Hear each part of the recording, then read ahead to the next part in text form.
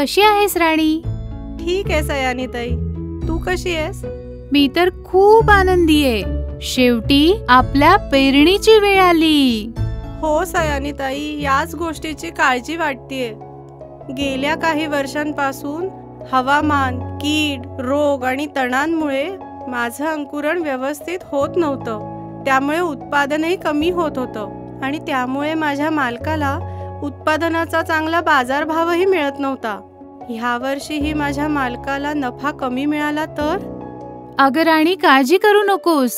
माझी मागच्या 3 वर्षांपासून या समस्येतून सुटका झालीये. अच्छा, ते कसं? ग्रो इंडिगोच्या एका प्रतिनिधीने 3 वर्षांपूर्वी माझी ओळख प्रेरक दादाशी करून दिली होती, ज्यामुळे माझ्या शेतकऱ्याचं उत्पादन वाढलं. तेव्हापासून मी प्रेरक दादाशी हात मिळवणी केलीये.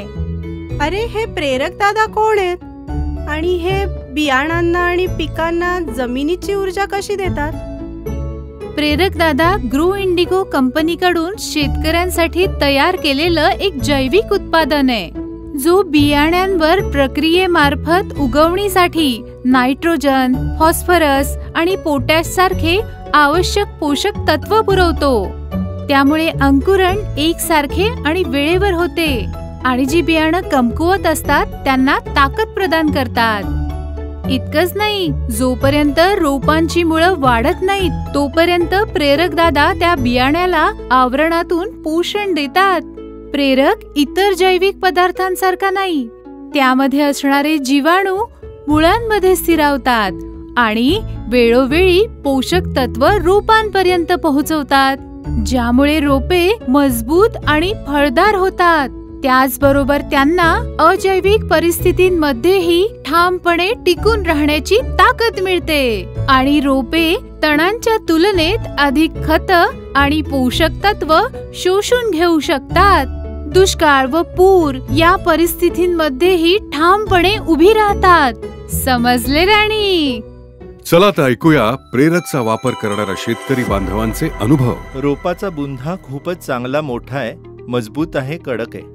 पानांचा रंग आणि यांची जी क्वालिटी आहे ती पण खूप चांगली आहे. फळांची संख्या ही खूप स्पष्ट दिसते तुम्हाला. आणि मुख्य मुद्दा म्हणजे यांच्या मुळांचा जो विकास झालाय, असा विकास दुसऱ्या शेतात नाही.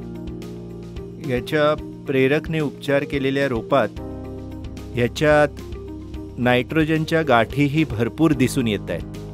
मुळांचा विकास चांगला, मुळे स्वस्थ, तसेच नवीन पांढऱ्या मुळीही फुटत आहेत. सोयाबीनमध्ये शेंगा चांगल्या भरल्या आहेत आणि मुळांमध्ये गाठी सुद्धा भारी आहेत. मी प्रेरकचा उपयोग 70 एकरात केला आहे.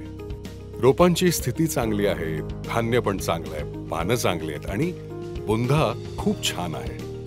70 एकर जमिनीत मी ह्याचा उपयोग केला आहे. ही मुळं चांगली आणि बुंधा जाड असून मुळांमध्ये गाठी आहेत. पाने चांगली असून फुले देखील येऊ लागली आहेत. याची वाढ चांगली होतीये. रोपांची वाढ लवकर होते, त्यामुळे ते तणांवर मात करतात. एक फायदा हा पण आहे. आणि त्यानंतर विपरीत परिस्थितीत, आणि हे मी 3 बोटं खाली पेरलं होतं, तर 10 दिवसांनी हे पत्त्यासोबत सोयाबीन बाहेर आलं.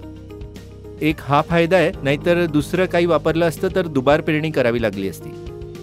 ग्रो इंडिगो च्या प्रेरकाचा परिणाम खूपच चांगला आहे.